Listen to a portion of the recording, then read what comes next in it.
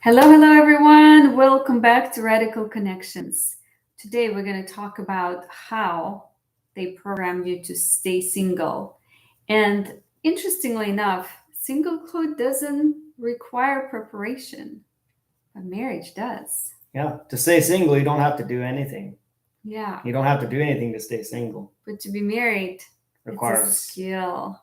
work, skill, personal development, growth, working on your identity, creating the identity in yourself that you want to attract. Because what you are and who you are will attract similar minded people into your life. If somebody doubts that, just look around. Who are your friends? What percentage of your friends are equal to or below your mindset? And what percentage of them are equal to and way beyond you? So your circle of friends and at what level they are in relation to you is a key indicator of, or I should say, evidence of you attracting into your life people that are on the same level as you. And so it goes with getting married. You want to be married, you want to be married to somebody that's high quality and good, then you need to up level your identity. And for Your those mindset. Yeah, mindset. So some people will say, oh, the good ones are all taken. Well, guess what? Not necessarily. You can attract, we'll make that a separate video. You can attract into your life out of a pool of some 8 billion people, somebody's out there that's a good fit for you. So anyhow, singles are valuable in society, whether in the religious world, in churches, or on the job force. They're valuable because they can pour 100% of their energy and their time into ministry and work because they don't have family commitments. They don't have a wife and children to take care of. They can work from dawn to dusk, and often they do. And that busyness just feeds into keeping them there. And often the society will keep singles. This is all subconscious, by the way. You're probably not going to find a whole lot of talk about this out there. However, it's psychological. You see, a lot of singles will find themselves trapped in a rut of being too busy for relationships, or they're finding their fulfillment elsewhere to compensate for a lack of connection and fulfillment on the relationship end. And I've heard pastors say how that, why do singles always quit a wonderful position of ministry as soon as they get married? Or I've heard employers say that, yeah, as soon as the women get married, they quit their job. Well, duh. Why is that? Yeah. Speak to the women in the job force, because you used to be that. And it's interesting because in the society in the last 100 years, we've been hearing that the woman is valuable when she has a career, she's independent, she's making money, and she is moving up the ladder in her career. And it's not really esteemed or even valued a woman who is a mom and a wife, and she does not go to work at the job, but being a wife and the mom is a full-time job and more. Would you say it's true that society does not esteem, I'm talking the job force level, no, like just general society out there in the workforce, doesn't consider motherhood as being of value to the bottom dollar, to the bottom line of the business? But motherhood, does it fulfill absolutely a woman? Yeah. So interestingly enough, how many times do we hear what I just mentioned before, and not as much that, oh yes, you should become a wife and the mother. That is the most prestigious title in the world. It's not out there. And then when someone you meet, let's say you meet a woman and you ask, so what do you do? And she's like, I'm a mom.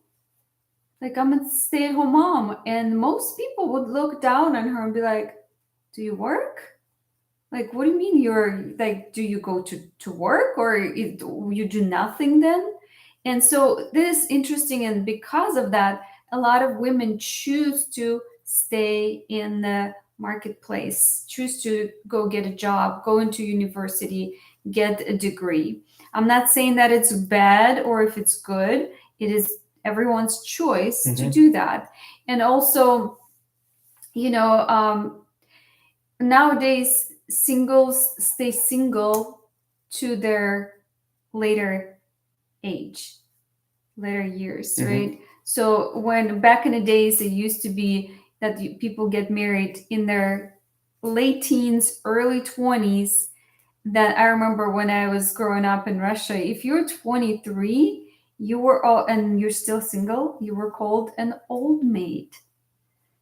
Now, big percentage of people are getting married in their late 30s and 40s for the first time, and that is a norm nowadays. So of course a woman's going to need to work, because her father's not going to support her until she is in her late 30s and 40s when she gets married, and husband's going to support her. And that leads us to point number 2.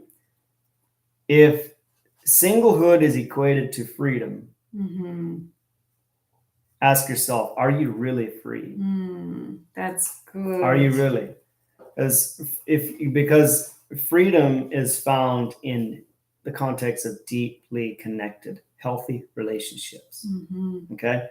And if you're seeing freedom as a product of your external circumstances instead of it starting inside, then we have it flip-flopped, and the freedom that you are feeling will be fleeting and short-lived. Freedom starts on the inside, and then it works itself out into your external. So I want to highlight that, as singlehood is often seen as freedom. Freedom from what? Well, responsibility. Well, freedom from responsibility, that leads to a boring, unfulfilled life, because you're not growing as fast as you would otherwise. And you will be finding fulfillment in areas that ultimately will be dead ends of fulfillment.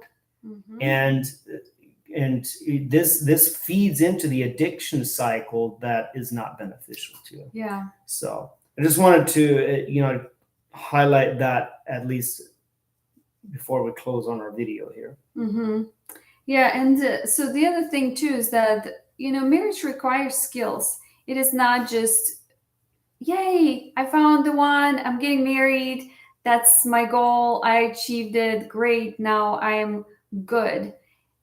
It's just the beginning, right? You need to have skills to stay married, and stay married actually successfully, right? Because it's the marriage is not the end goal, and the marriage brings a lot of benefits, and the world is not talking about those benefits. All we hear is that the marriage, there's so many divorces, so you shouldn't get married. Why would you want to get married to get divorced? Of course not.